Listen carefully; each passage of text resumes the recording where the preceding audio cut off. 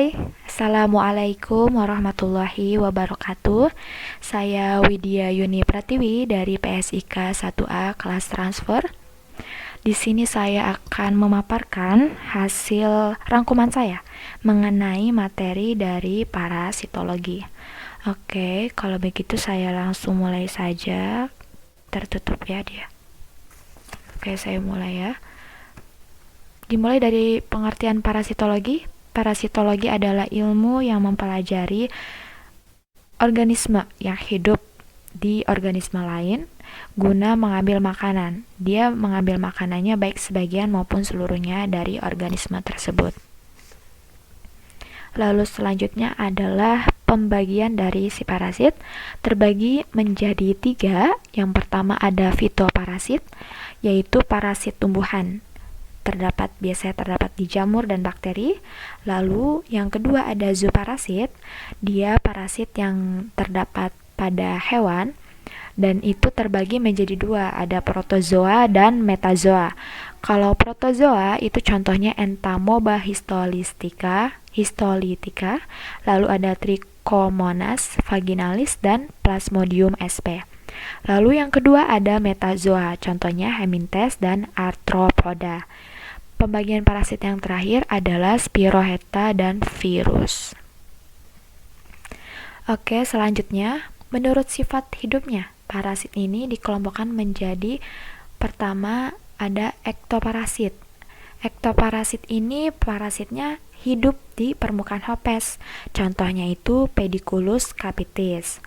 Dan ada endoparasit. Dia parasitnya hidup pada organ dalam hopes. Contohnya Enterobius vermicularis. Oke, selanjutnya adalah menurut keperluan akan hospes. Ini ada terbagi menjadi 2. Yang pertama ada parasit obligat. Parasit ini selalu membutuhkan hospes dan dia akan mati jika tidak ada hospes. Contohnya itu adalah cacing perut. Beda halnya dengan parasit fakultatif. Dia akan hidup dengan mengambil makanan pada hospes tertentu, tapi juga dapat hidup tanpa si hospes. Contohnya adalah nyamuk. Menurut jenis hospes yang dihinggapi, ada 2, yaitu parasit monoksen dan parasit poliksen. Parasit monoksen itu tinggal pada satu jenis hospes, contohnya Ascaris lumbricoides. Lalu, kalau parasit poliksen, dia yang ditemukan pada lebih dari satu jenis hospes, contohnya Toxoplasma gondii. Jadi monoksen itu pada satu jenis hospes, kalau poliksen itu lebih dari satu jenis hospes.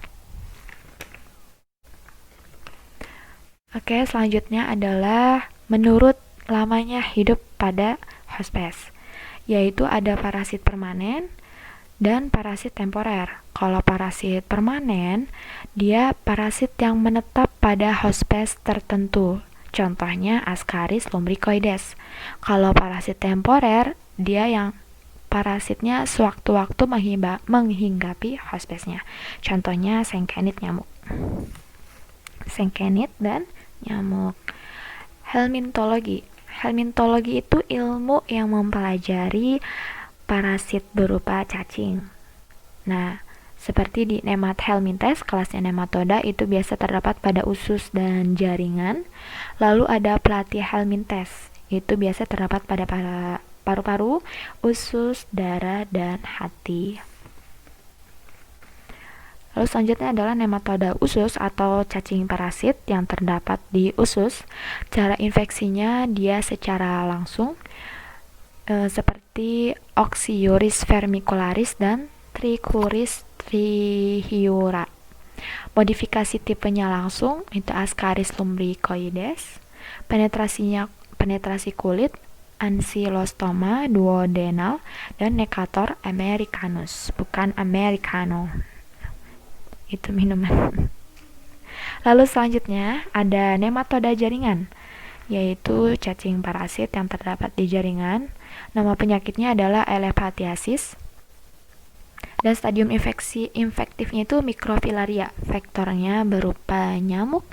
Kalau di perkotaan, itu namanya Kulek Quinguifaciatus.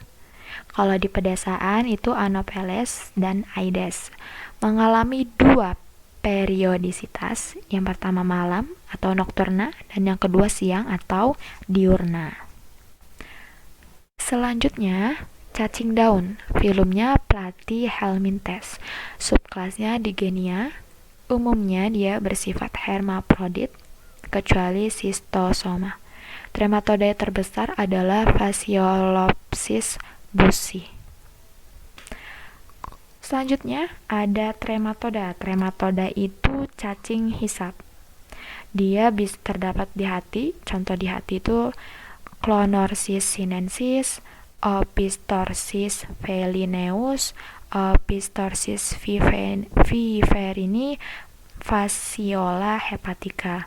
Kalau di usus atau intestinal flucus, dia berupa Phaseolopsis busci, Echinostomathidae, Heteropiadae. Kalau di paru-paru atau lung flucus, itu Paragonimus westermani. Dan kalau di darah atau blood flucus, itu ada Schistosoma japonicum, Schistosoma haematobium, dan Schistosoma mansoni. Trematoda darah. Dia itu trematoda adalah kan cacing hisap. Jadi cacing yang menghisap darah. Itu ada hospes dan nama penyakitnya ada 3 spesies. Spesies itu ada Schistosoma japonicum, tadi Schistosoma mansoni dan Schistosoma haematobium. Hospes definitifnya manusia, hospes perantaranya binatang, dan morfologi dan daur hidup. Oke, selesai. Sekian penjelasan dari rangkuman materi yang saya rangkum dari PowerPoint mengenai parasitologi. Semoga bermanfaat. Terima kasih. Wassalamualaikum warahmatullahi wabarakatuh.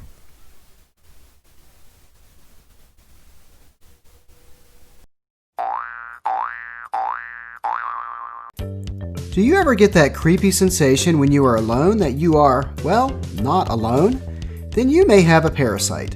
A parasite is defined as a creature that lives on or inside another organism without benefiting the host. Parasites usually enter the body through the mouth or skin. When inadvertently swallowed, parasites can colonize the intestines or invade the bloodstream. Some parasites enter through the soles of the feet in a person walking barefoot. The most common human parasites are amoebas and worms. In theory, amorphous ectoplasmic alien invaders from outer space could also be considered parasites, but these are not well documented. Amoeba infections are spread from person to person or through contaminated food or water. This type of infection is more common in developing countries where sanitation is poor. The most common symptoms are persistent and unexplained abdominal pain, diarrhea, gas, and fever. Your doctor can perform stool tests and treat infections with medications.